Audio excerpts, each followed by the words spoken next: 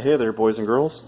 So, I didn't get any good video for you, and I gotta apologize. I did not have a chance to have somebody jump out and video the car for me, but there was somebody at the track that videoed the thing going down the drag strip and put it on Facebook. And I will find the link and try and put it in the description so that if you want to see this thing actually go down the drag strip, you'll be able to look at it. There's a few other posts of people putting their cars up there that went. But we had about 6 guys show up, air-cooled, and everybody ran the car. So that was pretty cool. Even 2 guys with some pretty much stock motors. One guy had a 40 horse, one had a 1600 single, and they had a little dual. 2 guys that had big 2300 cc motors went and had a dual. John went with his bug and went there. I don't know if he has any video of that, but hopefully he does. And drove the old single port out there. And Ben came out with his car and ran. He had a few little issues, but he made it home, which is always a good thing. Everybody made it home, even if somebody had an issue.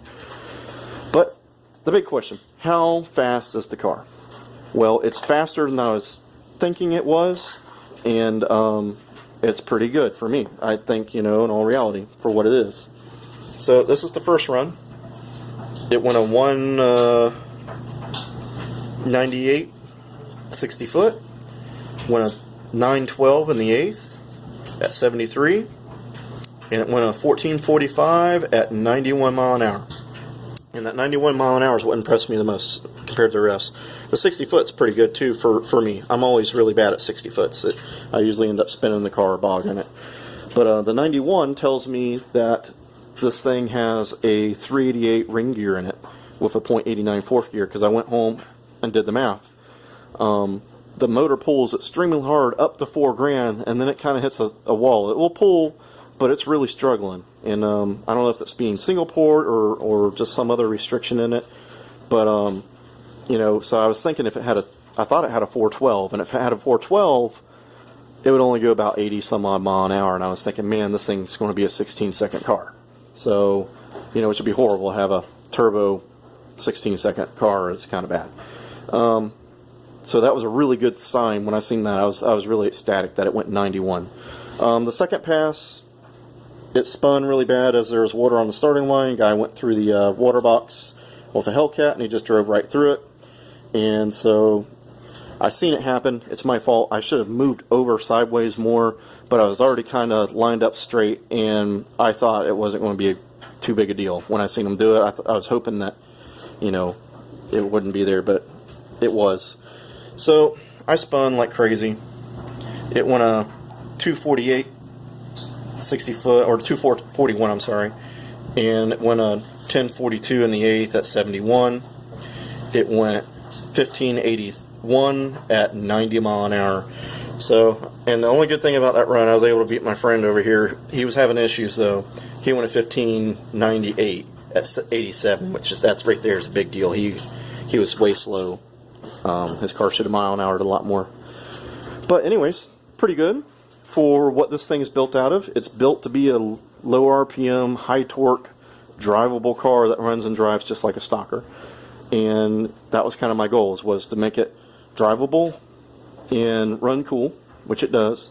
Make it have a bunch of low end power and drive it like a diesel, which it does. And then make it to run 14s. And it accomplished all those goals. And, do I want it faster? Of course, everybody wants something faster.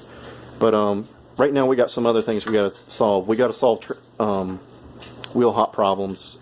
The needs a Berg bar or something under the back. I got to do something, because on the last run that I made, it wheel hopped so bad that the carburetor fell off the rubber boot, which it's done before, and I just never fixed it by putting a support rod, and I need to do that. So I got to get a traction bar under it. I probably really need to pull the motor and transmission out and fix the front transmission mount, and probably just go solid in all reality and get rid of mounting problems. But for now, I'll do a Berg bar. That's the easiest thing to do without pulling the motor. I want it to go 1350 is my goal, so I got some work ahead of me. I'm thinking the intake manifolds can use some work. I never did anything to those, and they have a pretty thick flange. It looks like an intake manifold is leaking where the copper O-ring goes, and I need to fix that. The exhaust has a hole in it on the header, so it leaks exhaust pressure out that. and I need to do that. And I think those two combinations, that small looking little intake leak and the exhaust leak, is what's making it spike up to 10 and fall back down to 7. So I think if I can get it 10 pounds, I'm hoping that the thing will be an easy 14 flat car. Like I say, the goal is 1350s for next year without doing anything internally to the motor, still keeping it single port and pretty much running the same combo. So take you guys along with that adventure as we do that. I don't have the money right now to do my eventual plan. My eventual plan will be a dual port with probably a 4-barrel on it, and I need to get a built gearbox for that setup. But that's later in the life of this car. For right now, we're using the SU, and I like the SU. I may try and find an 1 3/4 and try and go with that. I think I know this carburetor will go a 14.0, but I don't think it will go 13. If I can get a 1 3/4, that may be something that will free up some air to this motor, because it is a big motor. Anyways, figured I'd tell you guys what I've done. I'll put that link again, once again, on the end of this video somewhere, or in the description, I mean. And hopefully we can see if we can make this thing go 13s next year, which would be pretty cool for, you know, stuff that I swept together out of nothing. And yes, if it was dual port, it'd be faster. I know that. But we're trying to do something a little different. And I know there was that gentleman on Samba a few years ago that went almost at 10 with his single port, but he had different stuff than what I got. He had a 4-barrel. I don't remember what turbo he had. He had a bigger turbo, I know that. And he ran a lot more boost than I'm running. I am kind of limited to 10. I'll run 10 on cast pistons, but after that I'm kind of afraid to do any more than 10 pounds. I'm afraid the pistons will let go. So we're going to try and stick with 10 pounds of boost, which I'm at 7 now. It boost spikes to 10, comes back down. So if we can get that to stay at 10 and do a little trick here and there and get the wheel hop under control, I'm hoping that we can go 1350s, or if maybe hopefully we can make this thing a little faster. But it'll be an adventure. I'll take you guys along for the ride, and we'll try and get some of that stuff done next year. So if I don't see you guys until then, Happy New Year, and let's get out there and get our cars back on the road and have a fun time.